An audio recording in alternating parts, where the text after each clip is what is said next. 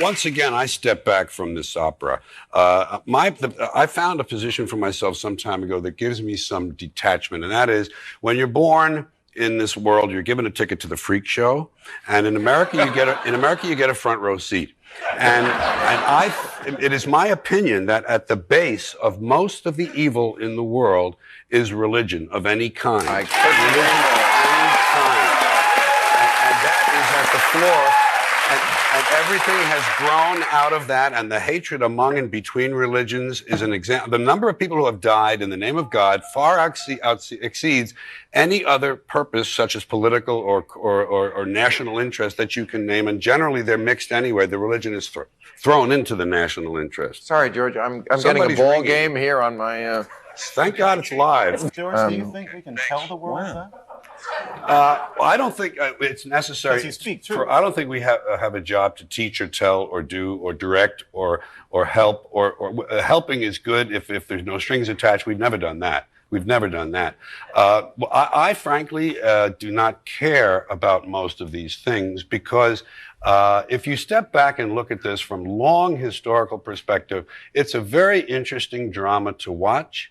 But I cannot get concerned about something this year, next year, 10 years from now, when 1,000 years from now they'll say, wasn't it interesting? Look what happened. It's out of our hands. And I personally don't care. And I like that position. I like that position because it frees me to be a commentator, if that's what I do some of the time, about these things, to have an emotionally detached distance from them and say, look at what they're doing. Look at what you're doing to yourselves. I mean, the people blame politicians. It's the voters. It's where they say, well, where do these politicians come from? Right. They come from American homes. They come from American churches and schools. It's just the best we have. It's all we can do here. Yeah. So watch it and enjoy it. Sit back. I don't vote personally. You know?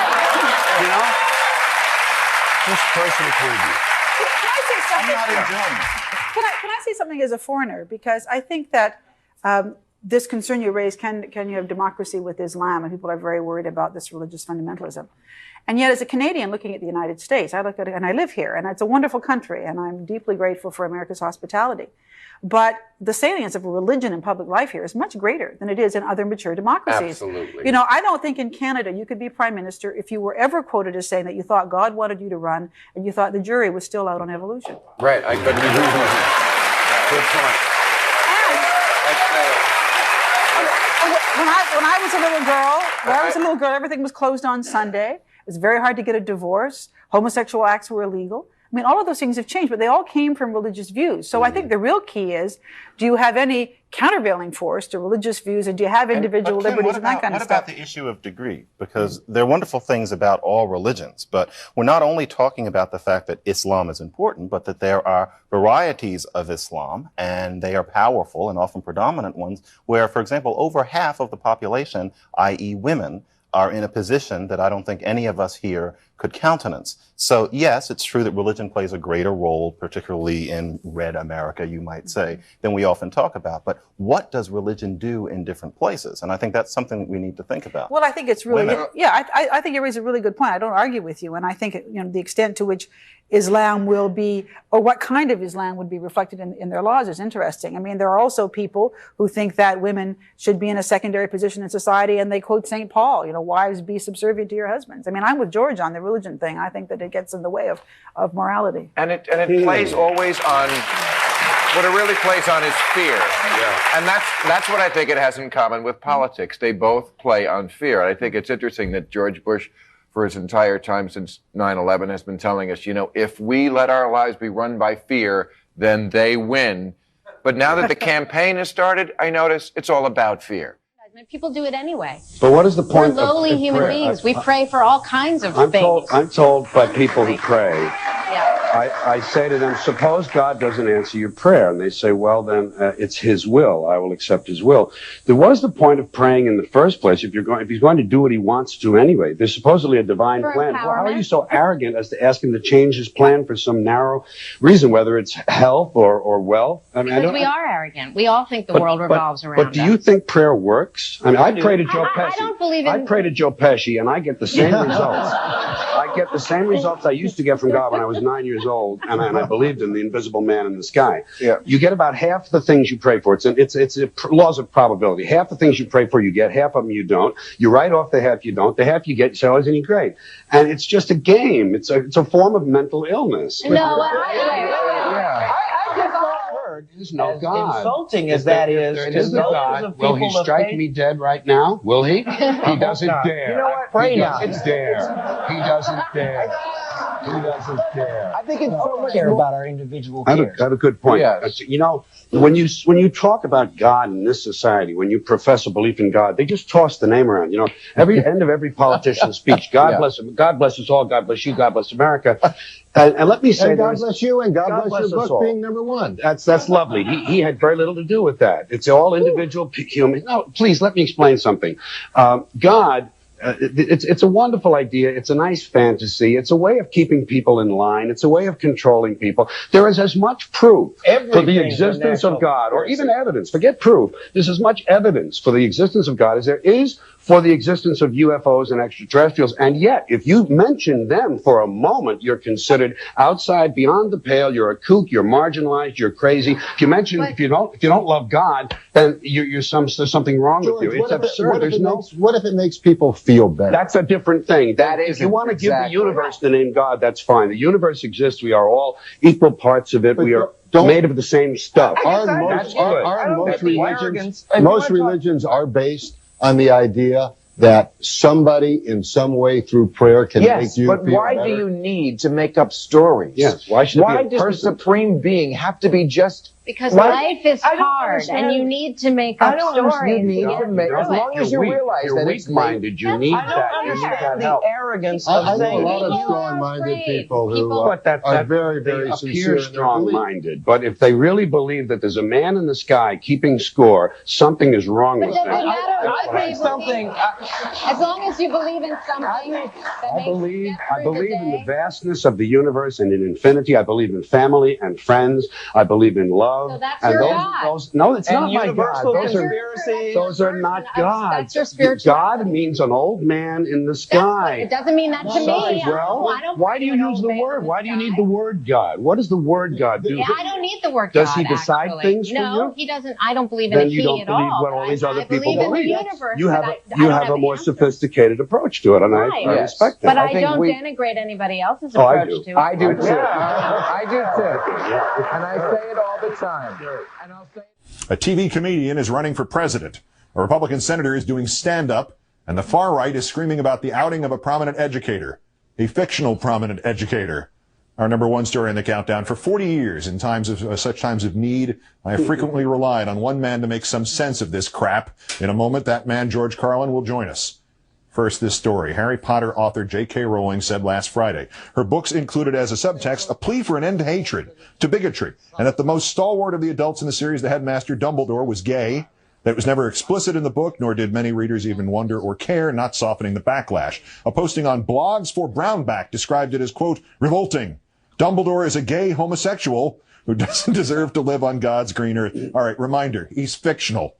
Another right-wing blogger said Ms. Rowling was, quote, knocking the Christians, but the choicest commentary from the conservative blog Newsbusters, with an entry by regular columnist Mark Finkelstein, the sometime Republican chairman of Tompkins County, New York. That's where Cornell is, so trust me, he does have a lot of spare time, as you'd guess. What's that, he writes? It now turns out that Dumbledore is gay? And while Jerry Falwell was thoroughly lambasted by the MSM, that's mainstream media, for his suggestion, the Times tells us that Rowling's revelation inspired applause. Somewhere Jerry Falwell is smiling.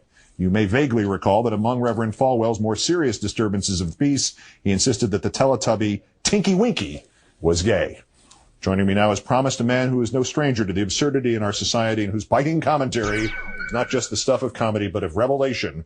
His recently released career retrospective, George Carlin, All My Stuff, includes 12 HBO specials spanning 3 decades. George Carlin, pleasure to have you here. Thank you. This is the best news show ever. I told that to one of your producers, and I want you to know that. I've seen them all, and it's just, especially the first 35 minutes. Thank you, sir. It's just unparalleled. I got bad news between you and I. We got 6 minutes to completely screw that into the ground. Okay, right? that's good.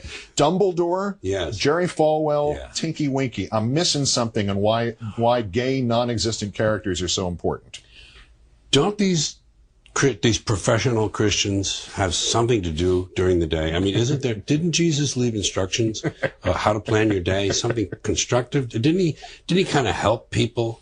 Didn't he, look out for the afflicted, to use half of A.J. Liebling's quote, to comfort the afflicted and afflict the comfortable to complete it? It just seems that they get off on these tangents, you know, and of course the homosexuality and the reading of science fiction, such as the Bible, and giving it the standard of truth. I mean, it would be cartoonish if it weren't, dangerous to some people. All right, and leading people to establish theocracies and go to war and all the rest of that. Yeah, and instilling guilt and shame and fear in people. You don't look a day over 70, but in fact, you're going to be 71 on Monday. That's right. Monday's my birthday. Yes, indeed.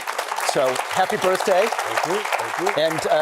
And let me lob one over the plate for you here. Sure. What's caused more misery in the world, religion or profanity? Well, the fear of religion is at the source of a lot of the troubles of the world. It's a source of comfort to many people, and that's a good thing, but it has been manipulated and used in terribly evil ways. And then there's the other legacy of one of the things that comes out of religion is this fear of the body, this alienation from the human body, this fear, guilt, and shame that accompany, and especially coming from an early Catholic background, although I learned to quit that very soon. The Catholics, in particular, it's my own knowledge, my own experience, they instill this fear of sex, sexual organs, sexual activities, and all of this is made shameful and kept in the dark and gives people these terrible things to overcome that aren't there at the beginning. There's a certain modesty built into the human animal. I mean, there are cultures that where they do wear the loincloth, and there's a certain, you want to dress in private and all those things, but there shouldn't be these other things. And profanity is just an outgrowth of that. Now, the trouble with profanity, as I experienced and it wasn't my fight, by the way, it was the radio station's fight with the FCC, but I was the figurehead. That was based on a listener-supported radio station where there were no commercials.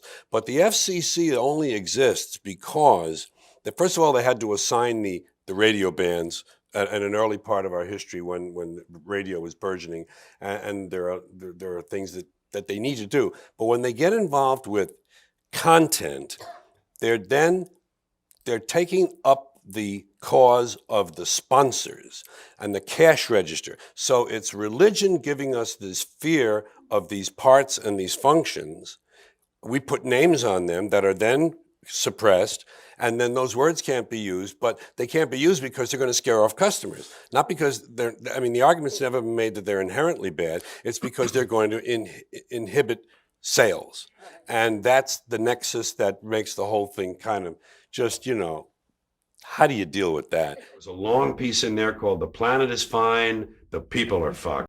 We'll be gone. Dinosaurs had their chance. There was an age of reptiles. Now it's the age of primates. Who knows? Maybe it'll be the insects next. It's not up to us. It's not divinely ordained. We're here on chance, and we're going to go away. And the planet will heal. The planet will heal because that's what it does. It heals itself. It's a self-healing organism. It changes and grows. It'll incorporate all of our dead cities into itself, and it will become something else, but it will still be going around the sun for at least a few more billion years or whatever. So this whole thing, we have to save the planet by not putting diapers in the landfill. That's too short-sighted. It doesn't do anything. You have to change yourself, and we'll never do that because the dollars now, everybody wants $1 and a toy. Everybody's got a cell phone that'll make pancakes and rub their balls. So nobody wants to rock the boat. Nobody wants to change. Don't change anything. And we're in a nice downward glide.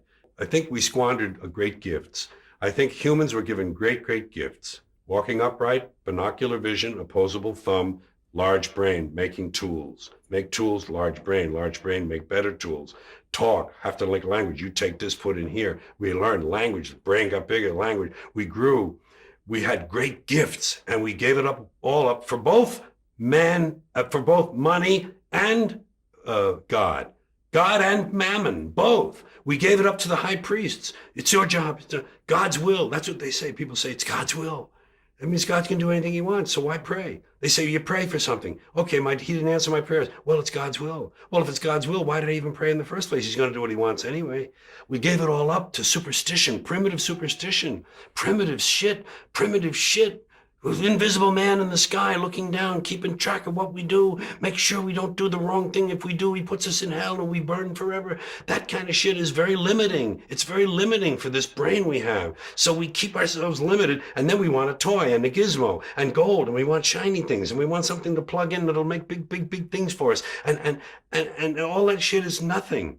It's nothing. We gave it all up. And Americans, who also had great gifts, when you take the theory of democratic rule, self-government, okay, they started off wrong. They owned slaves. They didn't let women vote. They didn't let people who didn't own land vote. Fine. They got off on the wrong foot. But the ideas were good. But we fucking blew that. We polluted it. We polluted it with this stuff, things, material goods, games, gizmos, toys, gadgets, having possessions. He's got a bigger truck. He says, see his truck? It's bigger than mine. I'm getting a new truck. Here's a big truck. Oh, I'm getting that one. That's what you got, a video in it? You DVD too? He don't have a DVD. I got a DVD, you know. Oh, please. Whatever happened? And all of that is what happened, you know? And that's why I'm divorced from it now. I see it from a distance. I give myself a divorce. I said, George, emotionally, you have no stake in this. You don't care one way or another. So watch it. Have fun. You know what? I say it this way. When you're born in this world, you're given a ticket to the freak show. And when you're born in America, you're given a front row seat. And some of us get to sit there with notebooks. And I'm a notebook. And oh my God, did you see that? Did you see what he just... And I watch the freak show, and I get my notes, and I make up stuff about it, and I talk about the freaks. And the freaks are all humans, and they're like me, and they're all the same. We're all the same. I'm not better. I'm not different. I'm just apart now. I'm separate. I'm over here because I put myself out of the mix. I don't have a stake in the outcome. I'm not a cheerleader for a given outcome now. Oh, they say if you scratch a cynic, you'll find a disappointed idealist. And I would admit that somewhere underneath all of this, there's a little flicker of a flame of idealism that would love to see it all whoosh, change, but it can't happen that way. And incremental change, it just seems like the pile of shit is too deep. Have you ever had religious zealots stalk you or send you nasty mail? It's interesting that people who obviously disagree violently with my notions and thoughts and beliefs and whatever they are, they don't make themselves known. Occasionally you get a letter where every square inch of the page is covered with the writing, and sometimes it's neatly typed or something, but I generally don't read them because I don't need to. I've read them before. I used to read them, and I used to even answer a couple, but it's just not part of what I do. There are those people, but they never make themselves known verbally. They never say anything on a plane. People don't like unpleasant confrontations. They don't like encounters like that. And I don't blame them. I don't either. We tend to just keep that as a little separate section. And I would imagine that really committed Christians, for instance, who have real divisions about this sort of thing, I would imagine they don't hear it at all. They don't go to it. They're not attracted to it. They don't accidentally hear it, because you do have to find me. It's not like I'm on, the old Ed Sullivan show. You don't accidentally pop up with the Mormon Tabernacle Choir. That's a perfect example. Hello, ladies and gentlemen. I really hope you've enjoyed that compilation, man. George Carlin wasn't just a comedian. He was a cultural critic, a philosopher in a leather jacket, and a man who refused to let society's sacred cows go unchallenged, man. Among his favorite targets was religion, as most of you already know. With his razor-sharp wit and unapologetic skepticism, Carlin didn't just mock religious dogma. He dismantled it piece by piece in a way that made millions laugh, while secretly, or not so secretly, for some questioning their own beliefs. I definitely relate. And as you guys have just seen, his influence on atheism wasn't just about jokes. It was about giving people permission to think critically, to doubt and to reject the absurdities of organized faith without guilt. So with that in mind, let's talk a little bit about his background. Carlin's skepticism wasn't born in a vacuum. Growing up Irish Catholic in New York, he was no stranger to the rituals, the guilt, and the contradictions of religion, man. By his own account, he was an altar boy who saw behind the curtain alley, the performative nature of mass, the empty repetitions of prayer, the way fear was used as a control mechanism, and so much more, man. And so, after he left the church, he took it upon himself to tear it apart on stage, dissecting its said hypocrisies with the precision of a surgeon and the fury of a man who would have been lied to his whole life. Personally, actually, one of my favorite bits from him is religion is bullshit, which I actually watched for the first time back when I was a devout believer. It just somehow spoke to my soul, man, even when I did not want it to. And in the bit, he pointed out the obvious that every single religion claims to have the one true God, that prayers are just wishful thinking dressed up as devotion, and that an all-powerful deity who needs constant praise is, in Carlin's words, kind of insecure. Trust me, ladies and gentlemen, I'm not doing his philosophical takes any justice. I just highly recommend that you watch the routine in its entirety when you get the time. It's worth it, I promise. Anyway, as I was saying, Carlin didn't stop at just debunking the logic of religion. He went straight for its emotional core, the fear of death. He repeatedly argued that religion exists primarily to comfort people who can't face the finality of life, selling them an invisible safety net in exchange for obedience, and I think he was right. Anyone can hardly argue against that point. Anyway, ladies and gentlemen, now let's briefly touch on his impact on atheism, which can't be overstated. Before the new atheism movement of the 2000s, that is before Dawkins, Hitchens, and Sam Harris became household names, Carlin was just doing the same work, man, just with punchlines. He made skepticism accessible before all the others came along. And while academic atheists like those we've mentioned usually wrote dense books, Carlin delivered his arguments in 7-minute sets on HBO, reaching people who'd never pick up the God Delusion book. He clearly wasn't just preaching to the choir, he was converting the congregation one laugh at a time, man. His comedy also gave atheists something they really had at the time: validation, man. And for most people at the time, hearing Carlin say out loud what they had been quietly thinking was basically liberating. To these people, it wasn't just that religion was silly, it was that they finally knew they weren't crazy for thinking so.